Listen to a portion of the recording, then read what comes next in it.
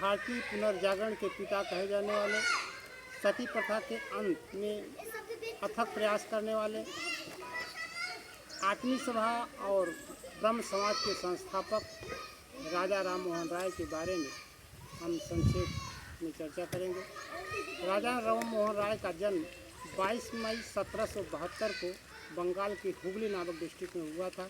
इनकी प्रारंभिक शिक्षा गांव में, कुछ पटना में, कुछ बनारस में संपन्न हुई।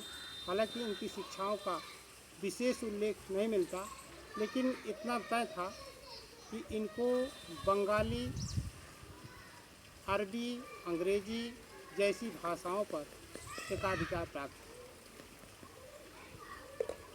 ब्रह्म समाज के संस्थापक राजा राम मोहन राय समाज में फैले विभिन्न प्रकार के अंधविश्वास कुरीतियों के विरुद्ध थे। वे समतामूलक समाज को लाना चाहते थे। इसी उद्देश्य को प्राप्त करने के लिए 1814 में उन्होंने आत्मीय सभा की स्थापना किया।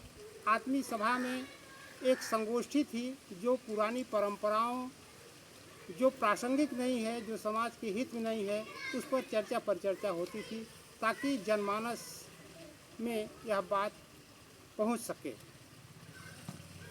जब इनकी भाभी का सती प्रथा में ज़बरदस्ती जला दिया गया, उससे उनको बहुत दुख हुआ और उन्होंने सती प्रथा का प्रयास किया, जिसके परिणाम स्वरूप 1829 में लॉर्ड विलियम बेंटिंक ने सती प्रथा का अंत कर दिया।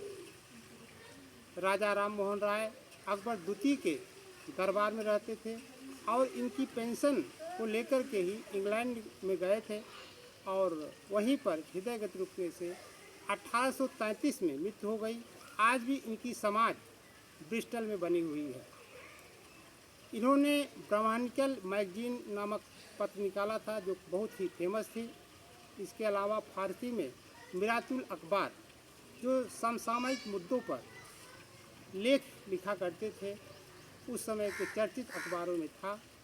राजा राम मोहन राय ने समाज में अनेक कुरीतियों को दूर करने का प्रयास किया, जिसमें बाल विवाह भी था, सती प्रथा भी था, सामाजिक असमानता था और सबसे बड़ी उपलब्धि उनकी यह कही जाती है कि उन्होंने ब्रह्म समाज की स्थापना के बाद एकेश्वर वाद की स्थापना की, जो इतिहास में एक महत्वपूर्ण कदम माना जाता था। परीक्षाओं की दृष्टि से कई बार पूछा गया है कि एकेश्वरवाद की स्थापना किसने किया, तो आपको ध्यान रखना है कि एकेश्वरवाद की स्थापना राजा राम मोहन राय ने किया। और आत्मीय सभा का सन भी पूछा जाता है कि आत्मीय सभा की स्थापना किसने और कब।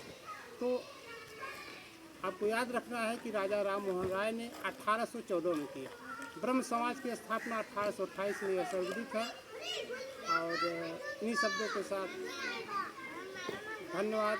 अगले एपिसोड में किसी अगले महान पुरुष के जीवन गाथा के लिए उपस्थित करेंगे होंगे। धन्यवाद।